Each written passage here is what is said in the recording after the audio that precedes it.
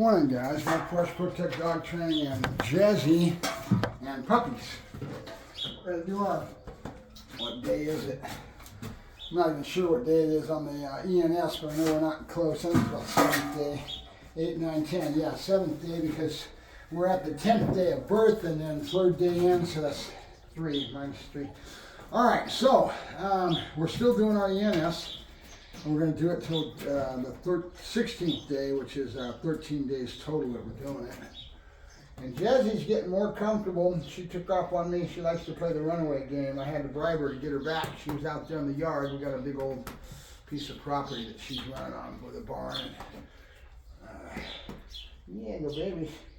So one of the things that I'm acutely aware of and more cognizant of, there's my big word again, is the fact that I'm running this solo. So when I had Tina with me, she's been training, breeding dogs for like 20 years. So I could just basically ask her stupid questions. She'd tell me, and I didn't have to log the information. I didn't have to work to make sure that I learned what I needed to learn, right? So we know that the nose turns on first, then the eyes, and then the ears. And they each go on at a certain time. So I looked that up on AI and then started studying a little bit. We're at day 10, so the eyes are going to start opening now. And 10 to 14 days, they'll be totally open. And then their eyesight gets more acute. It's kind of blurry when they first start. And then it gets more acute as they get a little bit more age, 10, 21 days, somewhere in there, their eyesight is real good. And in between that time, each one of the senses are turning on and then becoming more acute. Example of that is the nose. The nose is there with them when they first are born out of the womb. But they don't have, they have a cursory ability with their nose at that age. And then it gets more and more adept and more acute and broadens its ability to do. And think about this, the nose is everything for a dog. I mean, any dog has a nose. Okay, they can all be taught scent work, they all have a nose, and it is what drives a dog in a lot of senses is the nose going to the ground. You're always constantly fighting that. Example of that is like when we do luring and stuff, and we have food and we drop the food. Why don't we want to drop food? Is because it's a very instinctive, hardwired instinct for the dog to put his nose down on the ground for food, for tracking, and for everything that makes the dog everything they are, right? So the nose is paramount in a lot of different work, and especially when we're putting them to work for us out on the street, they end up having to use the nose in a lot of areas as far as nose work, tracking in the suspect, search and rescue, finding people that are in rubble piles after an earthquake, search and rescue type of work. Their nose is everything, right? So that being the case, we also know that that's a driver that can get in our way. Like I said, if you drop food on the ground, they're going to want to go to the ground, and it's harder than heck to get them to not put their nose to the ground. That's why I have a rule that says the dog's not allowed to put their nose to the ground in that context. Everything's contextual in a dog's world. So it's not going to hurt him doing that search work in regards to the context of teaching the dog to search, right? So there's no harm and no foul in that. You got to remember that the dog is very contextual. So when we tell him not to put his nose in the ground, it's when he's doing obedience and we're luring and we're using that food for a tool in that regards, right? All right, so that's what's happening with me. I'm doing a lot more logging, right? So the 10th day, the eyes open generally, and then from there, we're going to get in. I'm going to go ahead and use, let me get another towel. I'll use this one. They've been in the bottom of the thing. I need to take it. All right, so we're going to do our ENS, Early Neurological Stimulation, and this is, I think, 7th day or something like that. We'll find out. I'm not too worried about it. I know we're not close yet, so head up, 1001, 1002, 5, 1001, 1002, 1003, 1004, 1005. And this is the time that, as we go along, that I want to start observing things like body, like dew claws and sex of dog. This is a female, right? Getting more and more familiar with who they are as individuals. And then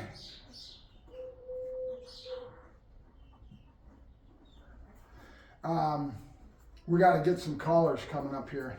I want to make sure I know what the collars, as they start to get to move around and be active and be little brats, I want to make sure I have collars on them so I can observe their behavior and know who's who off of that collar, right? We did this yesterday. All right, we're going to go ahead and switch feet. 1, 2, 3, 4, 5. All right, there we go. So that was a girl, a little dark, nice coloring, but it's dark. It reminds me of Buddy's color. Buddy's a very darkish. Yeah, I know. Life's tough, huh? That's a boy.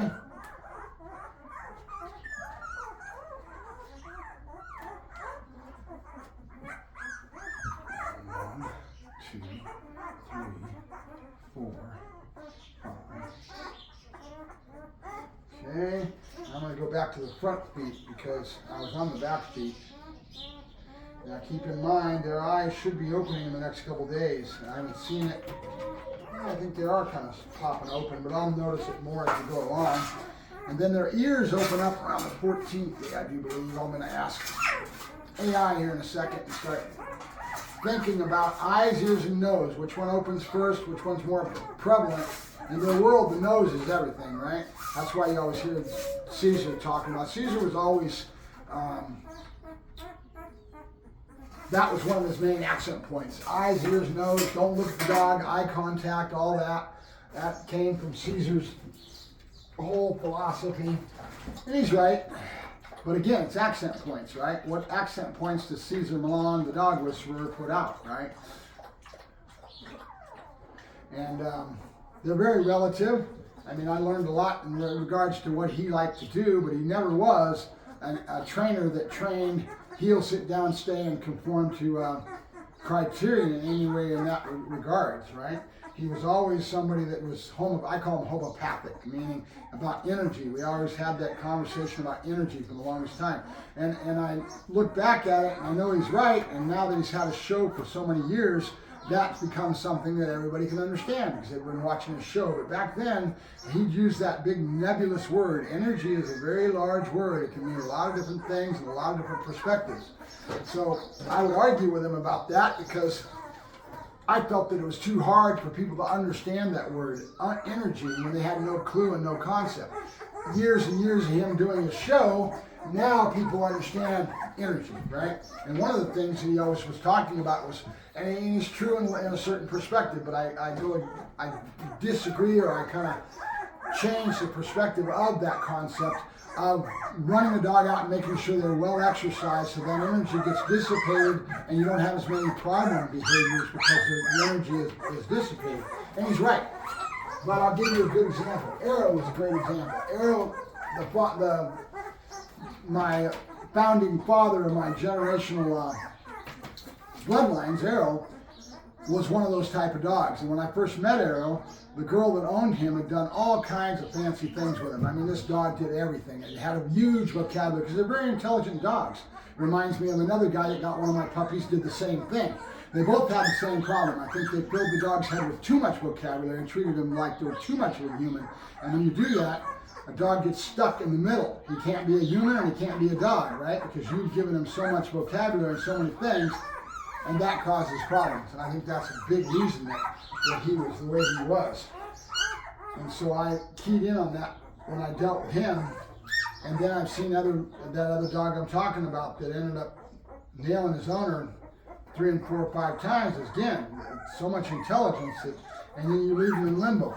You've got him stuck in between not being a human and not being a dog, right? Because you've humanized the dog so dang much and given him vocabulary so up to over the top. And with this type of dog, these guys that are high drive and protection dogs, that makes things go sideways. Okay, now they're starting to change a little bit at this point, where their demeanor in doing this and their struggle and everything else, their understanding of having to deal with this is more. 1002, 1003, 1004, 1005, 1001, 1002, 1003, 1004, and this little girl, 1005.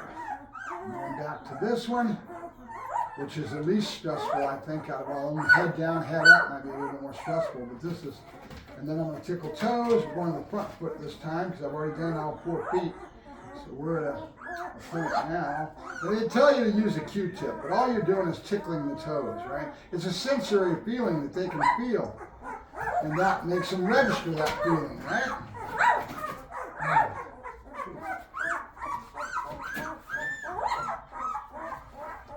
All right, good. Now, so I did a little bit of talking about it the other day, how I'm kind of relating to the stressors being put on the animal and having a time level and then a consistency and pattern. Pattern and routine matters. So you're giving this to the dogs at a very young age. And think about it, right? And they're already starting to get us affected by or understanding 1,000, 1,002, 1,003, 1,004, 1,005. Pattern and routine, right? This is going to be a big part of their life overall. 5, 1,002, 1,003, 1,004, 1,005.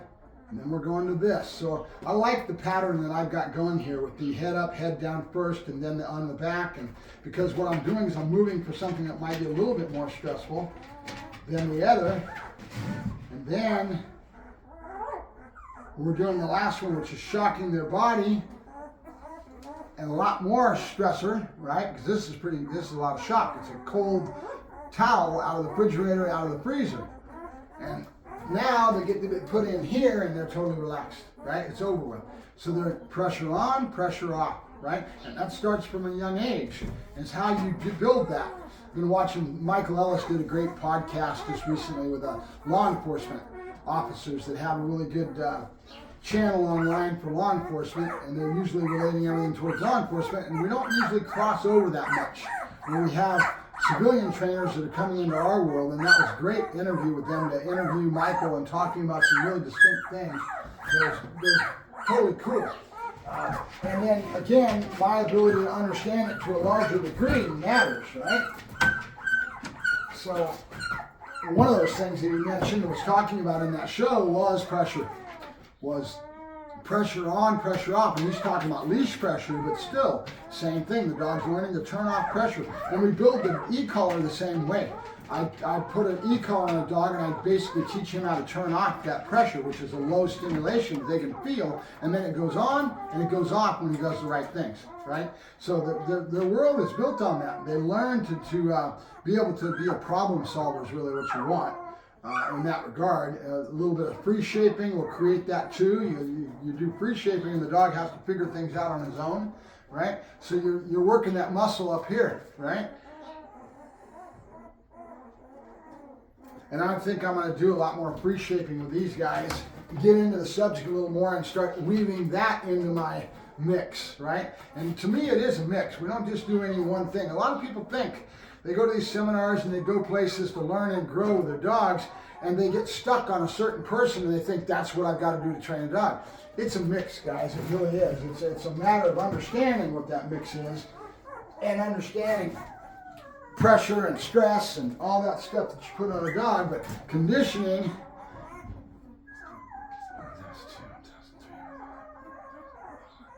has a lot of different factors, right? This is a boy, more dark color like my other one here. Let me see what I got going on here. I think I did this. I think I did head up first, 1,001, 1,002, 1,003, 1,004, 1,005. Then I'm going to go on under here, and then we're going to tickle the toes. I want to get a Q-tips just so I can kind of be a lot more lighter and just tickle those toes, right? Give that sensory feeling that is a little bit more in tune with what we're trying to achieve as far as them picking up on that feeling, right? So, yeah, I know, I see it. So I'm going to get a Q-tip and be doing that for the next couple of days. But I'm doing the same thing with this little rag and just teasing your toes, right? All right.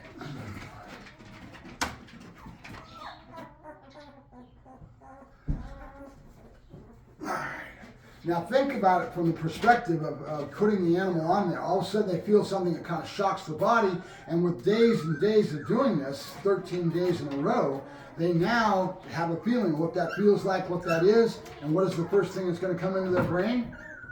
That it's going to go away, right? That's what I see the most of, is that the stressors turn on that nervous system and hit their neurological aspects of things, but it's again, it comes back to pressure on and pressure off, and there's a lot of things we do in training that we do that with, right?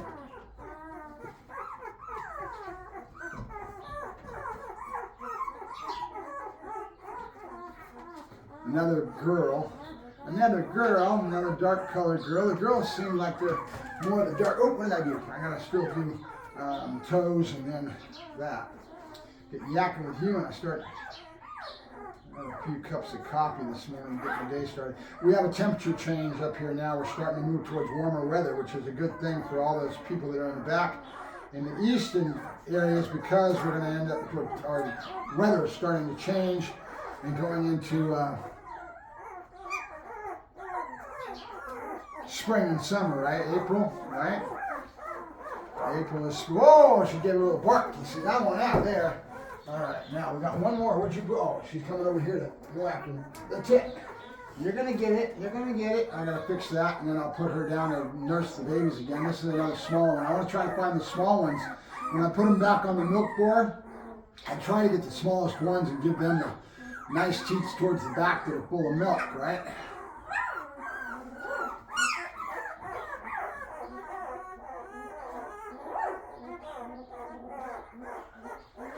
All right. So, I guess my main concept today as I yak the screen as I'm doing this is that there's a lot of different methods in training, and understanding what those methods do and how they work. Aversive, pressure, food, luring, shaping. These are all factors of training, right? Oh, I just did that. I already did it. I already tickled the toes. And that's it. Okay. So that's it for today. Just yakking the screen here, realize that I'm doing a lot more zoning in on exactness of what's going on with the puppy's development, because I am by myself now normally, and so I can concentrate on these things. And I do this all the time. Anytime, I've been using e-collars for years, right? I've got a very good whole seminar type of thing that I could give as far as knowledge in the e-collar, and I should start getting into that, start maybe doing a few seminars, because I like to yak so much, and see if I can get some people out to learn and grow towards different things. But e-collar is one of those things that I have a pretty good understanding of, and that I use a lot in that regards. I'm not as good as sit means sit, but at the same time, actually the gentleman that owns sit means sit. It's the man that matters. But I don't live in a world of just being sit means sit is all e-collar, right? I have a full mix, and as many things as I can learn and grow over the years as I keep reaching for more knowledge constantly, right? There's always somebody that has something that they have accent points on, has more knowledge than I do, and how they perceive something, again, how they view something based on them and who they are as a trainer. That's how you learn and grow. Realizing that not everybody is there's a lot of these internet trainers that are all that and then some, right? And the biggest thing that I'm trying to pass on, get out of there, go on. She knows what's next. She knows that she's going to be taking care of puppies, but I want her out of here so I can fix my towels and get everything all done. All right, so.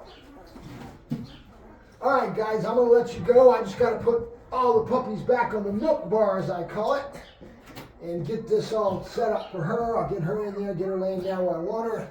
Pick the smallest ones to put on the best spot of the milk bar, and we're off and running. All right, guys, talk to you guys later. Mark Brush, Protect Dog Training, and Jezzie waiting for me to put them back on the milk bar.